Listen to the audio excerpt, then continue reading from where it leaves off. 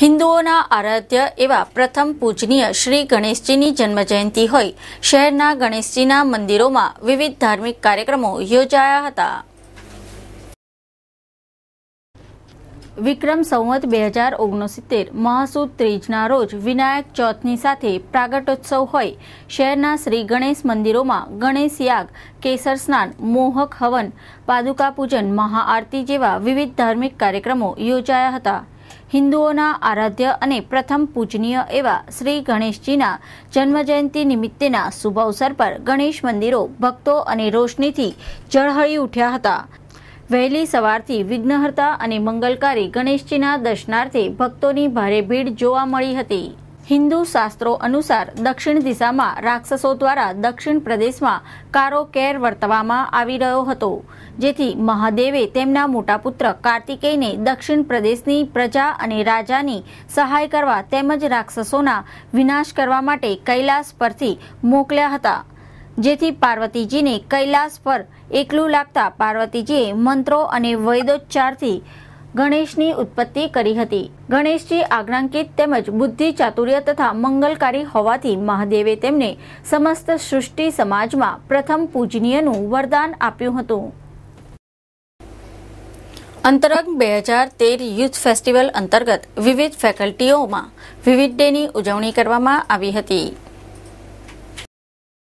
મહારાજા યુનિવર્સિટીમાં હાલ યુથ ફેસ્ટિવલનો માહોલ ચાલી રહ્યો છે, જેના અંતર્ગત 2013ના ભાગરૂપે આર્ટ્સ ફેકલ્ટીના રશિયન ડિપાર્ટમેન્ટમાં વિદ્યાર્થીઓ દ્વારા ટ્રેઝર હન્ટ ડેની ઉજવણી કરવામાં આવી હતી, જેમાં રશિયન ડિપાર્ટમેન્ટમાં અભ્યાસ કરતી વિદ્યાર્થીઓ તથા વિદ્યાર્થિનીઓએ આદિવાસી વેશભૂષામાં સજ્જ ડિપાર્ટમેન્ટ સહિત યુનિવર્સિટીના કેમ્પસમાં ફર્યા હતા અને આનંદ માણ્યો હતો.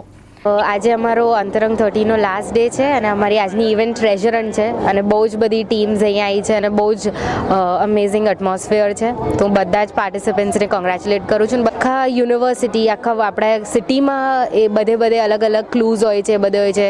4 જણની ટીમ હોય છે અને એ બધાએ એમને પોતાને મેકઅપ કરે છે, એ લોકોને બધું પહેરાવે છે સો દેટ એ એટમોસ્ફિયર રહે અને એ લોકોને આખા સિટીમાં, આખા યુનિવર્સિટીમાં ફરવું પડે છે અને છેલ્લે એક વિનર ડિસાઇડ થાય છે. MS યુનિવર્સિટીની હોમ સાયન્સ ફેકલ્ટીમાં યુથ ફેસ્ટિવલ અંતર્ગત વિદ્યાર્થીનીઓ દ્વારા સાડી પરિધાન ડેની ઉજવણી કરવામાં આવી હતી, જેમાં ફેકલ્ટીની મોટાભાગની વિદ્યાર્થીનીઓ ભારતીય સ્ટાઇલમાં સાડી પહેરીને ફરી હતી, જેમાં ખાસ કરીને વિદેશી યુવતીઓએ પણ ભારતીય સાડી પહેરીને અદ્ભુત આનંદ સાથે ભારતીય પોશાક સાડી પહેરવાનો લ્હાવો લીધો હતો. વિદેશી યુવતીઓ દિવસ દરમિયાન સાડી પહેરીને કેમ્પસમાં ઘૂમી હતી. આજે અમારી ફેમિલી એન્ડ કમ્યુનિટી સાયન્સીસ ફેકલ્ટીમાં સાડી ડે મનાવ્યો છે અમે બધાએ. એના માટે અમે બધી ગર્લ્સ સાડી પહેરીને આવી છે અને અમે બહુ જ લેક્ચર પણ અટેન્ડ કર્યા અને બહુ જ મજા આવી અમને આ સાડી પહેરવાની અને બધાએ અલગ સાડી પહેરી છે. કોલેજની બધી ગર્લ્સ સાડી પહેરીને આવી છે અને લેક્ચર્સમાં પણ બધા સાડી પહેરીને ગયા હતા. બધાએ બહુ એન્જોય કર્યું અને ફોટો સેશન પણ બહુ ચાલ્યું અને એન્જોય કર્યું. આજે અમે સાડી પહેરીને આવ્યા હતા તો અમને બહુ જ એક્સાઇટમેન્ટ હતું કે વાવ, એટલે અમે કેવા લાગીશું અમને એવી ખબર નથી, પણ અમે બહુ જ બ્યુટીફુલ લાગીએ છીએ અને બહુ જ એન્જોય કર્યું. MS યુનિવર્સિટીમાં હાલ યુથ ફેસ્ટિવલ ડેની ઉજવણી ચાલી રહી છે, જેના ભાગરૂપે સાયન્સ ફેકલ્ટીમાં બુધવારે ટ્રેડિશનલ ડે વિદ્યાર્થીઓ દ્વારા ઉજવાયો હતો, જેમાં વિદ્યાર્થીઓએ વિવિધ ભાતના ધોતી, કુર્તા, મોજડી પહેરીને ઘૂમ્યા હતા, જ્યારે વિદ્યાર્થિનીઓએ ભારતીય સંસ્કૃતિની પરંપરાગત ગુજરાતી, મરાઠી, બંગાળી, મદ્રાસી સ્ટાઇલની સાડીઓ પહેરીને ઘૂમી હતી. આ તમામ વિદ્યાર્થિનીઓએ દિવસ દરમિયાન ટ્રેડિશનલ ડેની ઉત્સાહપૂર્વક ઉજવણી કરી હતી. અને આજે અમે સાયન્સ ફેકલ્ટીના બધા જ વિદ્યાર્થીઓ ટ્રેડિશનલ ડે સેલિબ્રેટ કરીએ છીએ અને બધા જ સાડી અને પરંપરાગત વસ્ત્રોમાં અહીંયા આવીએ છીએ. ટ્રેડિશનલ ડે અમે પ્રથમ વખત જ કોલેજ લાઈફમાં જોયો છે. સ્કૂલમાંથી આવ્યા પછી કોલેજમાં પ્રથમ વખત ટ્રેડિશનલ ડે ઉજવ્યા પછી અમને બહુ જ આનંદ થાય છે અને આવીને આવી રીતે આગળ ને આગળ દિવસે ડે ચાલુ રહે. અલંકાર ટાવર સ્થિત ફ્યુઝન હોટલના વેરા બાકી મુદ્દે સેવા સદને હોટલને સીલ મારી વેરા વસૂલાતની કાર્યવાહી હાથ ધરી છે.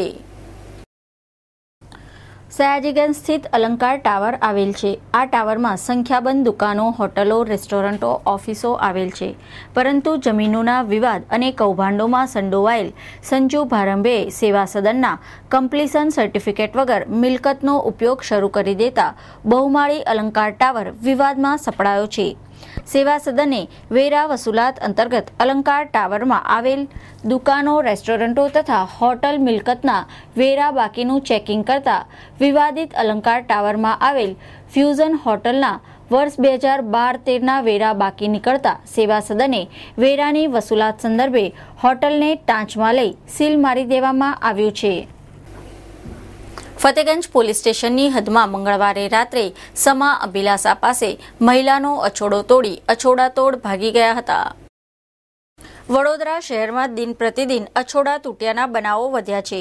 શહેરમાં મહિલાઓ સુરક્ષિત નથી, ત્યારે ફરી એકવાર વડોદરા શહેરના ફતેગંજ પોલીસ સ્ટેશનની હદમાં સમા અભિલાષા પાસે એક મહિલાને ટાર્ગેટ બનાવી અછોડાતોડ ટોળકીએ મંગળવારે મોડી સાંજે રસ્તા પર મહિલાને આંતરી તેના ગળામાંથી 20 ગ્રામ સોનાનો અછોડો તોડી ભાગી ગયા હતા. રેલવે એલસીબીએ પેટ્રોલિંગ દરમિયાન એક મોબાઈલ ચોર સહિત મહિલા બુટલેકરની ધરપકડ કરી હતી. વડોદરા રેલવે સ્ટેશન તેમજ ચાલુ ટ્રેનમાં ચોરી, લૂંટ તેમજ ચીલઝડપના વધી રહેલા બનાવોને પગલે મંગળવારની રેલવે એલસીબીના પોલીસ સ્ટાફે ટ્રેનો અને પ્લેટફોર્મો પર પેટ્રોલિંગ હાથ ધર્યું હતું. આ પેટ્રોલિંગ દરમિયાન સૌરાષ્ટ્ર જનતા એક્સપ્રેસના જનરલ કોચમાં મુસાફરી કરી રહેલા સુરતના રજુ ચૌધરી પર શંકા ગઈ હતી. પોલીસે તેની અટકાયત કરી સઘન પૂછતાછ કરતા તેની પાસેથી 2 ચોરીના મોબાઈલ મળી આવ્યા હતા. પોલીસે મોબાઈલ સંદર્ભે પૂછપરછ હાથ ધરી છે. રેલવે પોલીસ વિભાગના એલસીબીની પોલીસ ટીમે મંગળવારે ચાલુ ટ્રેનમાં ઘનિષ્ઠ ચેકિંગ હાથ ધર્યું હતું. આ ચેકિંગ દરમિયાન દાહોદ તરફ જતી મેમુ લોકલ ટ્રેનમાં સઘન ચેકિંગ હાથ ધર્યું હતું. ટ્રેનમાં દાહોદની એક મહિલા મથુરી અબેસી શંકાસ્પદ હાલતમાં થેલો લઈને બેઠી હતી. તેની પોલીસે પૂછપરછમાં તેના થેલાની તપાસ કરી હતી. થેલાના ચેકિંગ દરમિયાન તેમાંથી ઇંગ્લિશ દારૂના ક્વાટરિયા નંગ 43 મળી આવ્યા હતા. પોલીસે દારૂના જથ્થા સાથે મથુરી અભેસિંગની રેલવે એલસીબીએ ધરપકડ કરી હતી.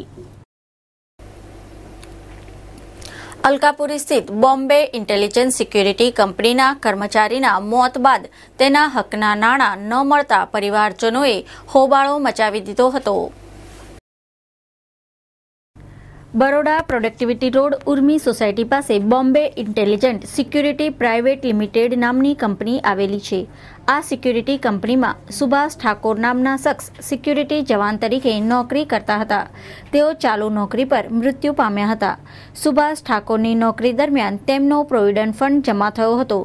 જે પ્રોવિડન્ટ ફંડના હકદાર સુભાષ ઠાકોરના પરિવારજનો હકદાર થતા હોય, પરિવારજનો હકનો પીએફ લેવા માટે અવારનવાર બોમ્બે ઇન્ટેલિજન્ટ સિક્યુરિટી ઓફિસ ખાતે ધરમધક્કા ખાતા હતા.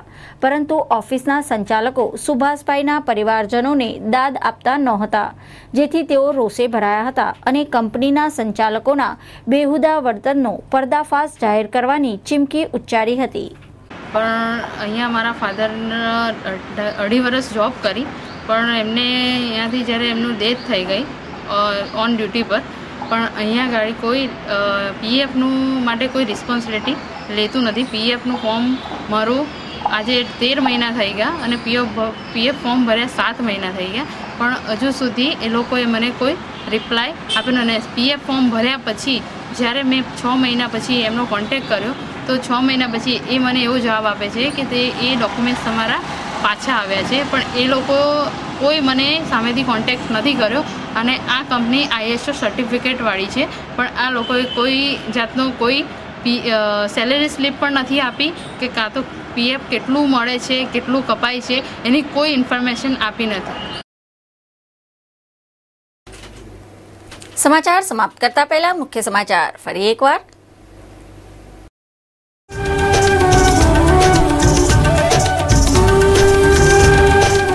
બરોડા ડેરીની બોર્ડ મીટિંગ યોજાઈ. પ્રમુખ ઉપપ્રમુખ ઉપસ્થિત રહ્યા. ડેરીના MDએ સિન્થેટિક દૂધ મામલે રાજીનામું આપ્યું. ડેરીના તમામ પાવર ચેરમેન પાસે.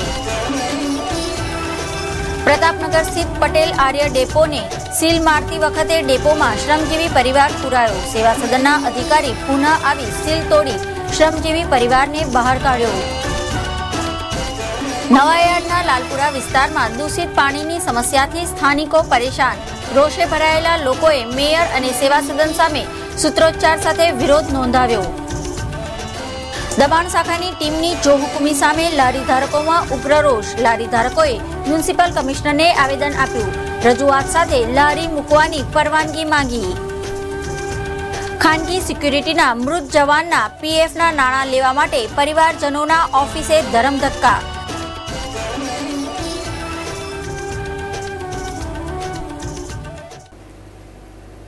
તો આ હતા અત્યાર સુધીના સમાચાર. નવા સમાચાર સાથે ફરી મળીશું. ત્યાં સુધી રજા આપશો. નમસ્કાર.